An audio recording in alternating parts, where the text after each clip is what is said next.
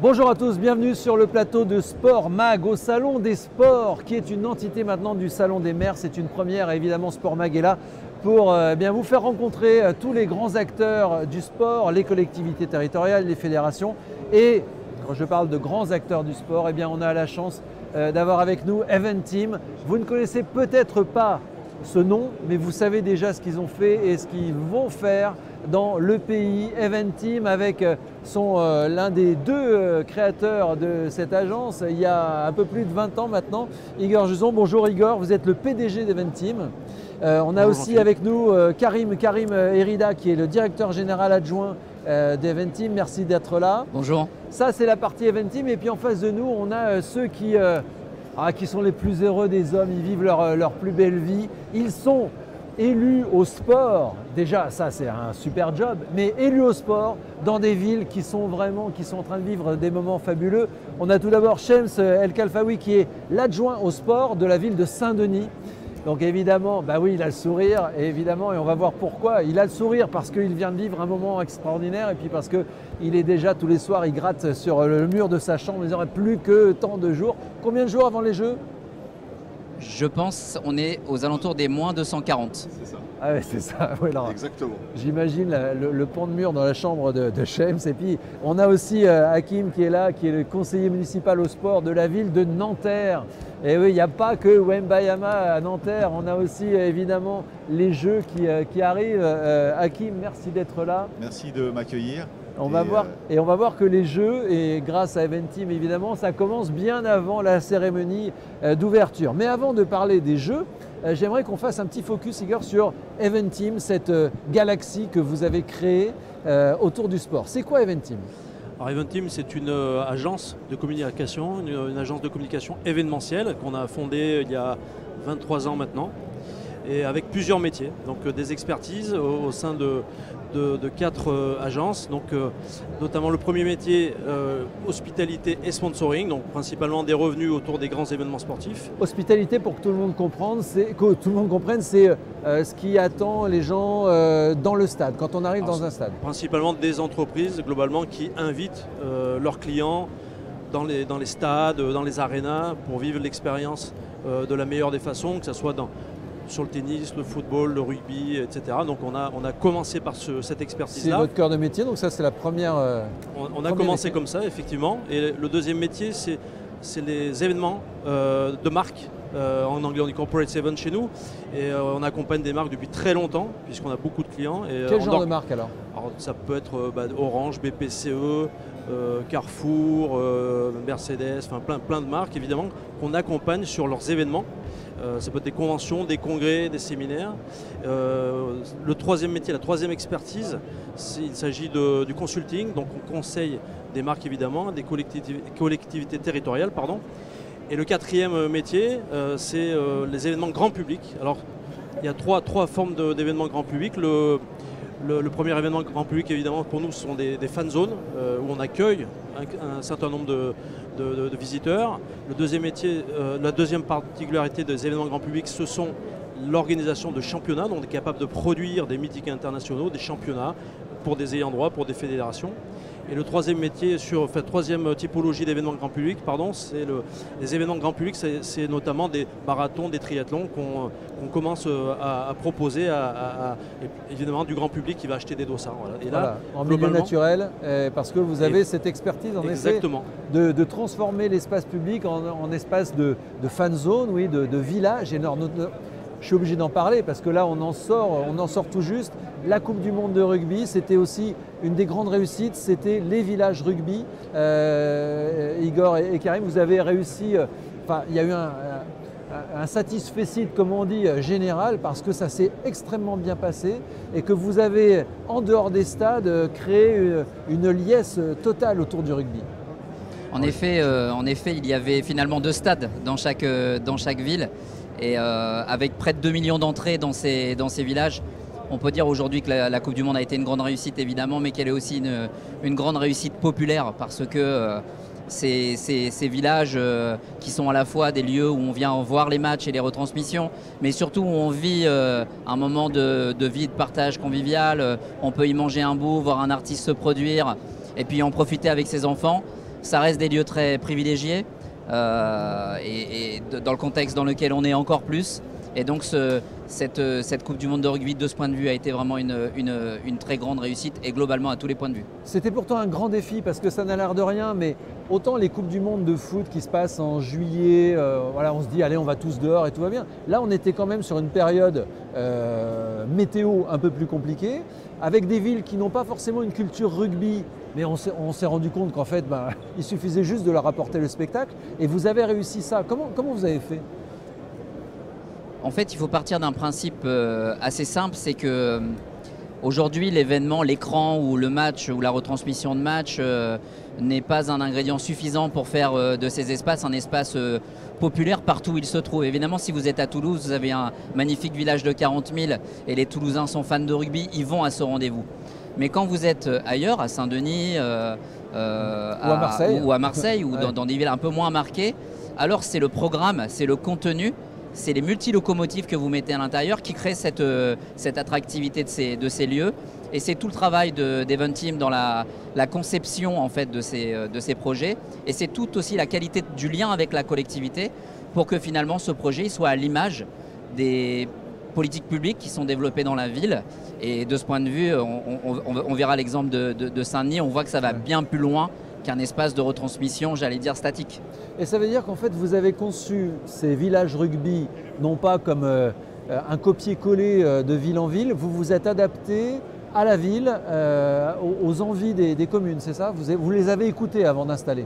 Bien sûr, les mêmes ingrédients dans chacun des villages, de la restauration, une programmation artistique, une activité récréative, une activité d'inclusion et évidemment la retransmission, les ingrédients communs à tous les villages, mais la couleur, le programme, la façon d'appréhender en fait chaque village finalement avait sa signature, son empreinte très très liée à ce que voulait faire la ville. Et c'est la conjugaison que c'est des deux aspects qui en fait un rendez-vous extrêmement populaire. Il y en avait combien de villages ?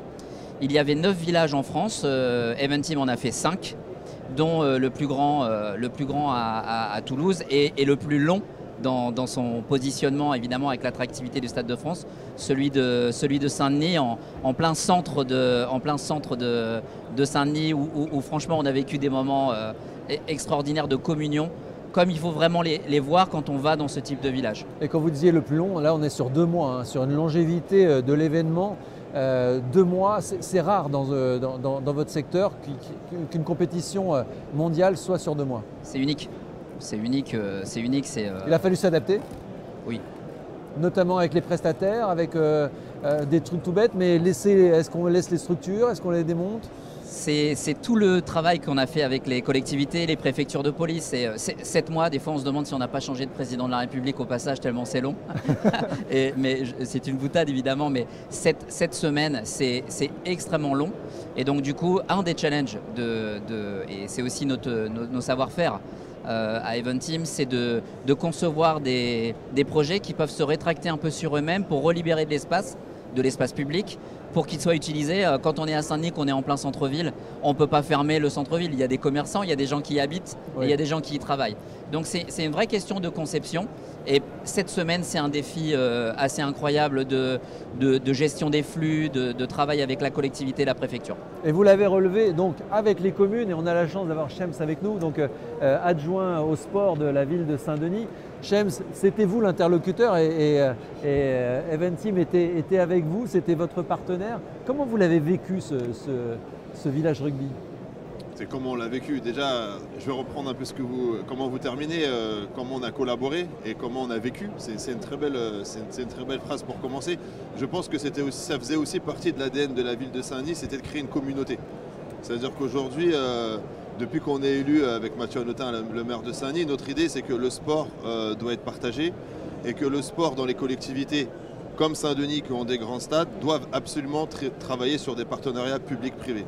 Pour plusieurs raisons, des raisons d'adaptabilité, des raisons d'innovation, des raisons aussi de réseau qui nous permettent d'élargir au fur et à mesure nos capacités d'accueil. Et le premier truc que je retiens quand on me pose la question, c'est qu'avec Eventim, on avait la possibilité de créer une communauté. Ça veut dire qu'on a créé un réseau de vie pendant 2 mois, et bien évidemment quelques mois avant de préparation, où en fin de compte, on était dans la même équipe. Et je pense que c'est l'avantage de ce concept-là, de travailler avec des entreprises privées, c'est d'essayer d'être dans le partenariat pur et dur, et à l'intérieur de partenariat, d'essayer que chacun ramène sa pierre à l'édifice pour un projet commun. Donc on a construit un projet commun. Et c'était ça qui était intéressant, c'était challenger les équipes administratives, les fonctionnaires, comme on aime bien dire, et puis le monde du privé qui ont d'autres méthodes de management, mais en fin de compte, on s'est vite retrouvés pour sortir ce qu'on a sorti à Saint-Denis, et un village qui a été donné en exemple dans toute la France pendant 2 mois. Voilà. Et vous avez appris de Eventim? Est-ce que même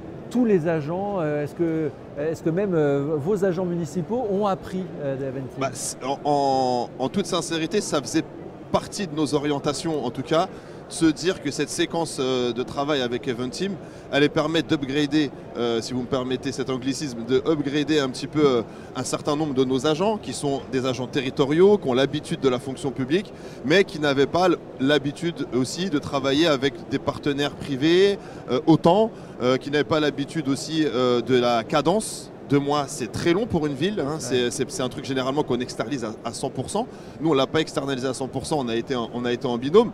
Et parce qu'on est des sportifs, donc on s'est un peu entraîné aussi pour la suite de l'aventure sportive dans notre territoire. Donc c'était ça l'enjeu. Et ce qu'il ne dit pas, et c'est pour ça que je le dis, c'est que Saint-Denis a un savoir-faire sur les grands événements. Les équipes de la ville aujourd'hui, elles sont rompues à ce type d'organisation, mais c'est vrai qu'il y a des ingrédients dans cette durée, dans cette finalement profondeur, parce qu'on parle évidemment de cette semaine, mais on parle d'activation extrêmement longue. C'est toute la journée, c'est une partie de la nuit. Donc on est venu compléter en fait les savoir-faire, et finalement on a appris les uns des autres. Oui, c'était l'objectif. Et vous avez réussi à sortir l'événement de l'enceinte du Stade de France, parce que je me souviens encore, il y a une vingtaine d'années, on disait oui, le stade de France est à Saint-Denis, mais en fait les habitants de Saint-Denis ne le vivent pas vraiment, en fait, ils vivent plutôt les inconvénients. Vous avez 100% raison, c'était vraiment un des objectifs prioritaires. Comme le dit très bien M. Karim Merida, nous on a un service événementiel qui est très très reconnu, parce qu'on fait tout, on fait du sport, on fait du spectacle, on fait tout. Mais comme je vous l'ai dit tout à l'heure, on voulait toujours s'upgrader plus. Et dans ce sujet de s'upgrader, on avait notre population. On avait 3 critères qui étaient prioritaires. L'acceptation sociale des grands événements, qui est extrêmement importante. Le deuxième, c'était vraiment la démocratisation du rugby. On ne va pas faire comme si ce n'était pas vrai. Saint-Denis, j'ai presque 5000 personnes qui sont licenciées à la Fédération française de foot. J'en ai que 250 qui font du rugby. Et j'avais un vrai sujet, parce que le rugby, on pense que le rugby en France pénètre de plus en plus dans les quartiers populaires et dans les zones urbaines densifiées comme les nôtres, et qu'on a un vrai enjeu aussi, en tant que puissance publique, d'aider la fédération à développer ce sport. Donc c'était notre deuxième objectif. Et le troisième objectif, c'était rendre de la fierté à la ville et rendre de la fierté aux habitants. Aujourd'hui, ceux qui sont venus, toutes les personnes, les touristes anglo-saxons en grand nombre, et puis les habitants d'Île-de-France en général et de notre ville qui étaient au village, ils étaient fiers. Et c'était le critère qu'on s'est donné, la fierté d'être dionysien et la fierté d'accueillir le monde pendant 2 mois. Ça, ça vous touche, j'imagine, Igor et Karim, d'avoir un élu comme ça qui dit voilà, vous avez rendu, grâce à votre travail, nos administrés fiers. En tout cas, oui, évidemment, c'est essentiel. C'est l'objectif de toute façon aussi. Il y en a d'autres, mais celui-là, il est essentiel. Et pour nous, c'est très important que Saint-Denis soit ravi de cette complémentarité, puisqu'on a travaillé à 2, comme vient de l'expliquer Shames, et c'est tout l'enjeu aussi. Et si la satisfaction est là, et le retour aussi des visiteurs qui était important, on en a reçu, notamment, moi je pense aux Irlandais qui sont allés très souvent sur la fan zone. Bon, ils auraient aimé y aller jusqu'à la finale, malheureusement, ils ont été arrêtés en quart de finale, mais globalement, ils ont vécu pour eux des amis irlandais, puisque comme je viens du rugby, ils me disaient mais Saint-Denis c'est chez nous, quoi. Donc ils espéraient y aller jusqu'au bout. Ils ont vécu une expérience exceptionnelle aussi sur le village rugby. Donc tous ces indices-là, que la ville soit satisfaite de notre accompagnement, d'avoir bien travaillé ensemble, ça c'est primordial. Eh bien j'ai une bonne nouvelle, c'est que vous allez retravailler ensemble, vous travaillez d'ailleurs ensemble pour bien sûr les Jeux Olympiques 2024. Alors là, on change de dimension, hein, parce que là, on est sur un événement mondial, mais à 100%, alors que le rugby, c'est vrai, il y a des nations qui ne sont pas du tout touchées par ce sport. Là, c'est tout le monde qui va venir à Saint-Denis. Et encore une fois, c'est ce duo entre la ville de Saint-Denis et Eventim. Racontez-nous un peu ce que ça veut dire pour vous. Ce que ça veut dire pour nous, c'est on a imaginé cette séquence 23-24 comme un match. C'est un long match. C'est un long match qui va durer une dizaine de mois. On a gagné le premier quart-temps, hein. On va dire que c'est du basket, il y avait quatre séquences. On a gagné le premier quart-temps avec cette Coupe du Monde de rugby. Là, on est dans le deuxième quart-temps, on est dans la fin de la préparation. La préparation évidemment de tout ce qui va être autour des célébrations, autour du Stade de France, parce que comme vous l'avez dit, l'acceptation sociale passe aussi par la célébration et associer les habitants. Mais les Jeux Olympiques, c'est pas que ça, c'est aussi tout ce qui est dans l'environnement d'espace public, avec qui on a un vrai sujet justement pour que les gens puissent se déplacer correctement, qu'ils puissent faire leurs courses correctement et qu'ils puissent vivre la ville en même temps que les Jeux Olympiques. Donc là, aujourd'hui, on est dans cette séquence-là. Et puis là, on rentre bientôt, dans quelques semaines, dans la troisième séquence, qui va être la réflexion qui va être terminée sur les livrables, qui sont les zones de célébration, où Eventim a quand même une expertise reconnue dans ce domaine-là. Et encore nous, à la ville, on a aussi notre savoir-faire. Donc on va recréer notre couple, on va recréer une communauté. Mais sauf que comme on l'a fait il y a quelques mois sur la Coupe du Monde de rugby, je pense que le couple il va encore mieux fonctionner parce qu'on se connaît encore mieux et parce qu'on connaît chacun les différents niveaux où il fallait qu'on progresse. Et c'était ça aussi l'objectif de travailler avec une entreprise comme Eventim, c'était de se dire que la ville de Saint-Denis, c'est une terre d'événements. Il y a le Stade de France ne va pas disparaître. Il y a un championnat d'Europe de natation qui approche juste après. Il y aura beaucoup d'autres événements. D'autres infrastructures sportives qui arrivent. Et voilà. Et le but, c'est qu'on soit au niveau des attentes de nos populations. Je sais que je reviens beaucoup sur les habitants, oui, mais c'est quand même le critère numéro 1 pour nous d'un événement réussi. C'est la satisfaction des habitantes et des habitants. Alors, démonstration par l'absurde. Écoutez, Shems, vous avez bien appris. C'est bon, vous pouvez le faire sans eux. Écoutez, on s'est posé la question, pour être très honnête. C'est bien, il faut se poser la question. C'est comme un couple, il faut se poser la question pour être là pour les vraies raisons. Exactement, on s'est posé la question et en fin de compte, on est vite revenu sur notre idée principale, qui était de se dire que l'excellence, c'est ça qu'on recherche. Je veux dire, Saint-Denis, c'est la 3e ville d'Île-de-France. Dans quelques mois maintenant, la ville de Saint-Denis va se marier avec la ville de Pierrefitte. Vous m'avez vu parler tout à l'heure. On va être la 2e ville d'Île-de-France. Dans l'Île-de-France qui est dans les 3-4 meilleures régions d'Europe. Donc on doit toujours progresser, on doit toujours s'améliorer et on ne va pas se regarder le nombril. On est beau, on sait faire plein de choses, mais il y a plein de gens qui sont beaux aussi autour de nous et si on peut être les plus beaux tout le temps, on le fera. Et vous êtes tellement meilleur avec eux. Exactement. Et puis dans 20 ans, quand Paris sera à la banlieue de Saint-Denis, évidemment, parce que j'ai l'impression que c'est un peu l'ambition.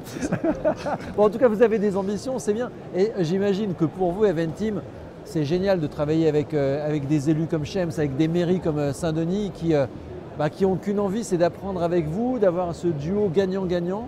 J'imagine que ça facilite tout. Oui, bien sûr. Il faut bien comprendre que là, on est en train de parler de l'Everest du sport. On parle de l'organisation de l'événement le plus compliqué à organiser en temps de paix. C'est un événement qui nécessite l'alliance des expertises, l'alliance des savoir-faire. Et on ne remplacera jamais la connaissance fine d'une collectivité sur les habitants, son organisation et son territoire. Et nous, on va y apporter des compléments dans les équipes pour passer cet énorme tsunami en fait, qui arrive. Et donc on se prépare avec la ville de Nanterre, évidemment, la ville de Saint-Denis et la ville de Nanterre à affronter entre guillemets ce tsunami pour réussir. Et c'est notre objectif à chaque étape, et je pense que c'est ce qui nous lie, de faire en sorte que l'événement soit au service du quotidien.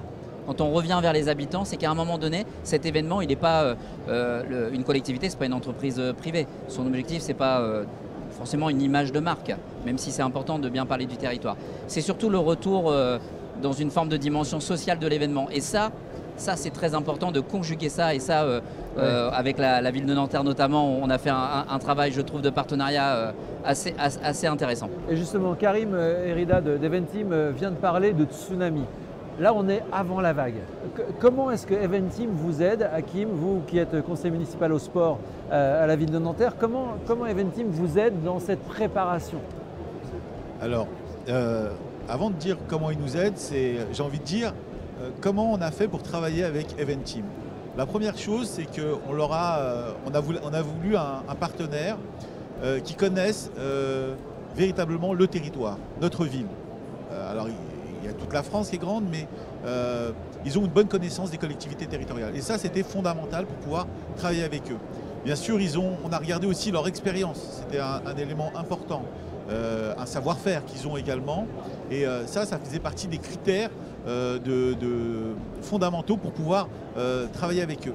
Et est-ce que, leur capacité de travailler avec vous et pas pour vous, comme on l'a vu avec Shems, en fait, ils ne viennent pas avec leurs solutions qu'ils vous imposent, ils vous intègrent en fait. Et ben, voilà. Autre élément important, c'était nous, clairement, annoncer nos objectifs. Bien sûr, la ville de Nanterre et la ville de Saint-Denis se ressemblent beaucoup. Hein, c'est des villes sœurs, hein, j'ai envie de dire. Et on a clairement dit, nous, que notre objectif, c'est que ces Jeux Olympiques et Paralympiques sont l'occasion d'une grande fête populaire à Nanterre. Qui dit fête populaire dit une population, dit comment dirais-je, une connaissance et une maîtrise de rendre cette action et de transformer l'essai, puisqu'on parlait de rugby tout à l'heure, en véritable fête où chacun dans la ville va pouvoir s'impliquer et s'investir. Et ça, cette complémentarité qu'on a trouvée auprès de Eventim nous a vachement aidé et nous a accompagnés sur tout notre programme, parce que on parle des Jeux en tant que tels, mais il y a aussi, on est centre de préparation des Jeux Olympiques et Paralympiques, et donc on est amené à accueillir des délégations, et dès cette réflexion, on a eu l'accompagnement et l'expertise, parce que c'est vraiment ça qui est important, c'est leur expertise, leur complémentarité. C'est vrai que nous, on a un savoir-faire, mais eux, ils savent faire en sorte qu'on puisse le faire savoir, et ça, c'était important. Et toute cette complémentarité nous a amené à le démarrage du projet en partant du centre de préparation des Jeux Olympiques jusqu'à la fin de ces Jeux Olympiques et après, c'est-à-dire l'héritage des Jeux. Donc c'est vraiment un long travail, un travail, je dirais, de longue haleine qu'on a avec Eventim sur toutes ces questions-là. Ça passe effectivement par ça passe aussi par le relais de la flamme qui va être à Nanterre, et bien sûr notre site de célébration, le club 2024, où Eventim nous a vraiment apporté plus qu'un soutien, une aide logistique, technique, qui est indispensable sur des événements de cette nature. Vous l'avez dit tout à l'heure, c'est un événement planétaire. Nanterre sera une ville-monde et ça rentre dans l'ADN de la ville, hein, puisque les valeurs de solidarité, de fraternité que la ville de Nanterre porte, ça, Eventim l'a bien compris et met à notre service, j'ai envie de dire, leur expérience pour qu'on aboutisse à ces objectifs-là. Et ça, pour nous, c'était fondamental dans l'accueil de ces Jeux Olympiques et Paralympiques. Et donc, un des objectifs, vous venez de le dire, c'est l'héritage. On est d'accord que le contrat qui vous lie à Eventim s'arrête en septembre 2024. Mais est-ce que vous sentez dans leur pratique, dans leur réflexion avec vous, justement cette compréhension de votre objectif de dire, OK, les Jeux, c'est bien, mais nous, on est une ville et en 2024, 2025, 2026, les citoyens doivent profiter de ces Jeux.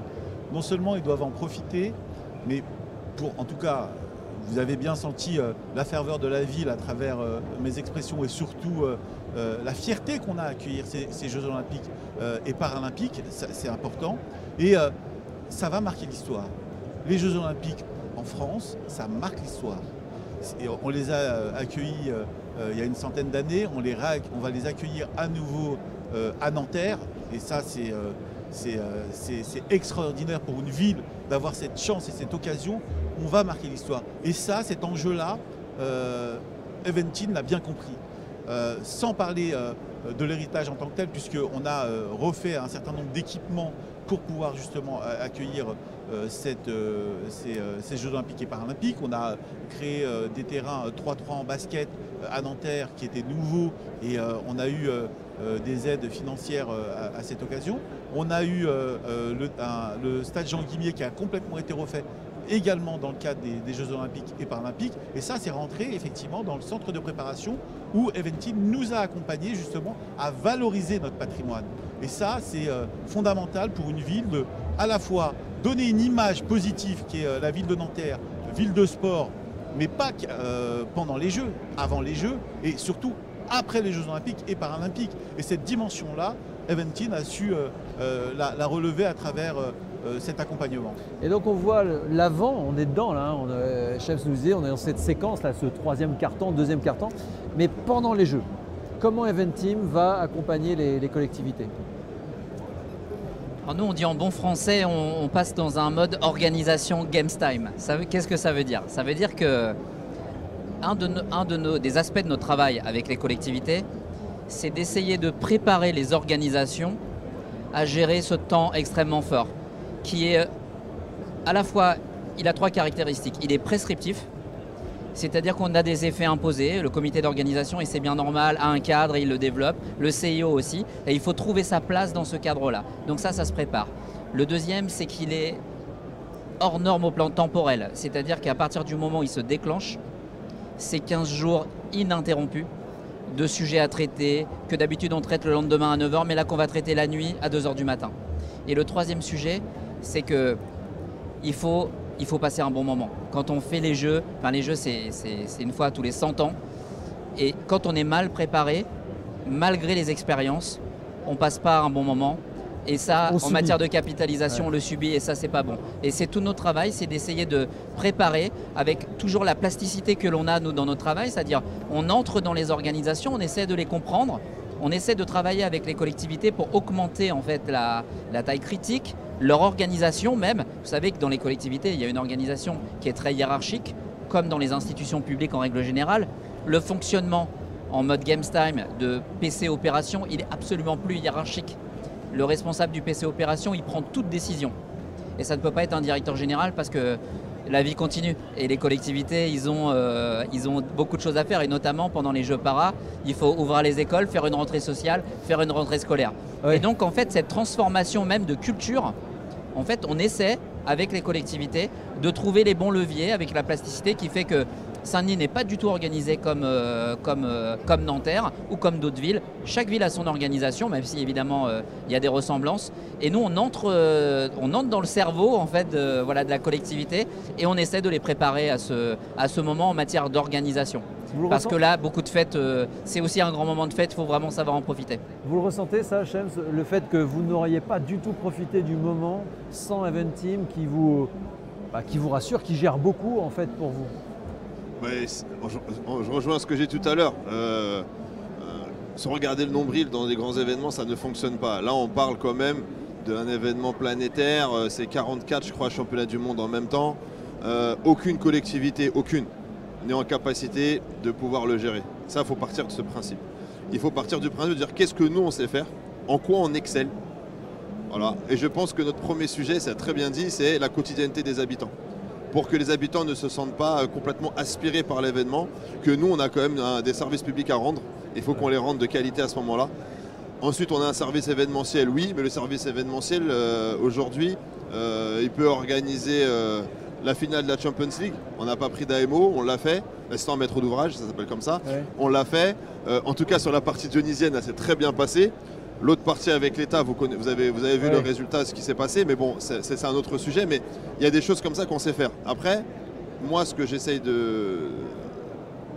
d'impulser dans la collectivité, et c'est vraiment un truc qui me tient à cœur, et je réutilise le même mot, c'est cette communauté de travail. C'est-à-dire qu'aujourd'hui, la barrière entre le public et le privé, qu'elle soit dans le sport, qu'elle soit dans le commerce, qu'elle soit moi dans l'emploi, l'insertion, je suis aussi élu, tous ces sujets-là, il faut passer outre. L'intérêt, c'est le résultat. Vous savez, les anglo-saxons, ils ont ce truc-là en tête. L'intérêt, c'est à la fin, le résultat. C'est pas qui a fait ou comment on a fait. L'intérêt, c'est à la fin, est-ce qu'on a réussi? Et ben nous, à Saint-Denis, on est dans cette idée-là qu'on doit rendre une copie pour la France, parce que la France va regarder Saint-Denis, pour le monde et pour nos habitants. Et à partir de là, on s'est entouré des meilleurs sur le marché pour le faire, parce qu'il y a eu un appel d'offres et parce que c'est comme ça que ça se passe. Hein. Il y a un appel d'offres, les gens candidatent, et puis on a pris le meilleur. Voilà. Et vous, d'ailleurs, vous en avez eu la preuve avec le rugby. C'est dans l'intérêt public aussi de ne pas dimensionner une ville pour ce moment-là, parce que ça n'a pas de sens en fait. Vous n'allez pas tripler vos équipes pour les Jeux, parce qu'une fois les Jeux finis, vous êtes suréquipés, donc surdimensionnés. Donc c'est aussi l'intérêt, c'est d'avoir ces experts le temps de l'événement. on a besoin, exactement, vous savez, c'est comme, on a donné cette image, c'est comme si c'était une opération chirurgicale et qu'en fin de compte, il y a des spécialistes un petit peu de tout. Nous, aujourd'hui, à Saint-Denis, on se spécialise actuellement dans l'héritage, parce que l'héritage, c'est ce qui va rester dans la ville. L'héritage matériel, qui est sans précédent, 15 milliards d'euros investis en Seine-Saint-Denis, des ponts, des stades, une piscine olympique, voilà, l'héritage, il est sans précédent. Et comme ça fait des années qu'on a une fâcheuse tendance à dire qu'en Seine-Saint-Denis, on n'a pas d'argent, on n'est pas bien, voilà. Là aujourd'hui, bon, quand tu as 15 milliards qui s'investissent dans ton territoire, c'est quand même plus compliqué de dire que tu n'y arrives pas parce que, bon, il y a encore des choses à corriger, mais on a quand même eu 15 milliards d'investissements. Donc nous, on se concentre dans l'héritage matériel et l'héritage matériel dans nos politiques publiques, sportives, culturelles, le sport à l'école, tous ces sujets-là, parce que c'est l'ADN de nos politiques. Et ensuite, on s'est associé pour les séquences olympiques qui vont durer 2 fois 15 jours avec des spécialistes de chaque domaine pour rendre la meilleure copie possible. Voilà, et ça va être le cas évidemment avec Eventim. Et quand on parle d'héritage, on parle aussi d'héritier.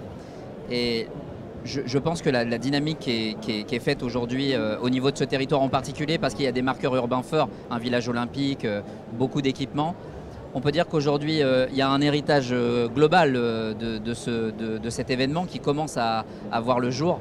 Mais on peut dire que les héritiers, ce sont les habitants de la Seine-Saint-Denis, même au sens large. Et ça, c'est important. Il ne faut jamais oublier que quand on construit un équipement, il est utilisé par les gens qui habitent autour. Oui. Et quand on construit 10 piscines, un quartier nouveau de plus de 20 000 habitants, forcément que ça change un petit peu la vie des gens. Oui, et ce n'est pas en effet uniquement les administrés de la ville.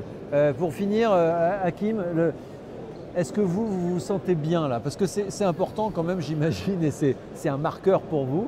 Est-ce qu'à moins d'un an, enfin, on est vraiment à 8 mois, 9 mois des Jeux, est-ce que vous vous sentez bien et rassuré? Alors, je ne peux pas répondre par l'affirmatif. C'est beaucoup de pression, c'est beaucoup d'enjeux derrière. C'est l'image de la ville accueillante, bienveillante vis-à-vis du monde qui est en jeu, bien évidemment. Je serai serein, un peu comme Shems quand la coupe du Monde du rugby s'est terminée et c'est bien terminé. C'est à ce moment-là on commence à être un peu serein. Oui, je voyais vos yeux briller tout à l'heure quand Shems faisait un peu le bilan de la Coupe du Monde de rugby. Je voyais bien Hakim qui disait « Oh là là, dans un an, c'est moi qui dirai la même chose pour les Jeux ». Exactement, exactement. Oui, on se prémunit de certaines difficultés auxquelles on pourrait être confronté. Et justement, Eventim nous accompagne dans ça, sur un certain nombre de questionnements qu'on a, parce qu'on n'a pas l'expérience d'un événement planétaire à Nanterre. Et d'ailleurs, j'ai presque envie de dire en France, c'était il y a plusieurs décennies, donc forcément, c'est assez lointain. Et c'est rassurant, en revanche, de les avoir à nos côtés. En tout cas, pour les hommes et les représentants de la ville que nous sommes, c'est fondamental. Il y a des marqueurs forts qui sont identifiés avec Eventim, qui nous disent, bon voilà, là normalement ça va passer, là vous allez rencontrer quelques difficultés, on a des choses à voir avec vous pour qu'on puisse discuter comment répondre à ces difficultés-là. Et oui, ça c'est extrêmement rassurant pour nous, collectivités. Après, je vous dirais que je serai rassuré une fois que les Jeux Olympiques seront terminés et bien terminés. Et j'espère justement avec l'accompagnement que Eventim nous propose, on ira jusqu'au bout de cette aventure, comme ça s'est passé avec Shems. Et les expériences réussies, on est preneurs. Vous n'êtes pas rassuré, mais vous êtes bien accompagné. Et notre objectif, parce que je vous disais tout à l'heure, l'événement il est prescripteur, c'est de ne jamais arriver en retard. On n'est pas tout le temps à l'heure et c'est normal parce qu'un événement c'est un tel flot de choses à faire, mais il ne faut jamais arriver en retard. Et quand on construit une maison, on peut se faire livrer la maison un petit peu plus tard. C'est toujours très gênant, mais c'est possible. La date des Jeux ne bougera pas, sauf si un deuxième Covid arrive et on le souhaite à personne. Alors là, je croise les doigts. Alors, vous parliez d'être en retard, Karim, on est très en retard parce que on a 2 émissions consacrées à Eventim. On voulait vraiment parler de cette organisation, de ce que vous êtes en train de vivre, que ce soit à Saint-Denis, à Nanterre et dans d'autres lieux. Mais je voudrais un mot de la fin pour cette émission précise. Igor, quand vous avez créé Eventim il y a 23 ans, vous n'imaginiez pas évidemment, on ne savait même pas que Paris allait accueillir les Jeux à cette époque. Mais j'aimerais savoir, vous, est-ce que vous savez la raison du succès d'Eventim? Est-ce que vous savez pourquoi est-ce que vous avez identifié pourquoi vous êtes le meilleur, comme disait Shems, en tout cas l'agence qu'il vous faut quand on organise des Jeux Olympiques ou des Coupes du Monde?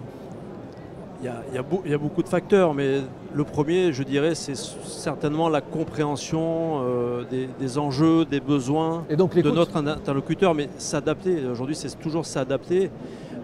Et je pense que c'est ce qu'on fait, c'est important, je pense, notamment dans le métier de l'événementiel, il y a toujours des sujets à régler. Alors, Karim parlait de le faire le lendemain matin, il faut savoir le faire le plus rapidement possible.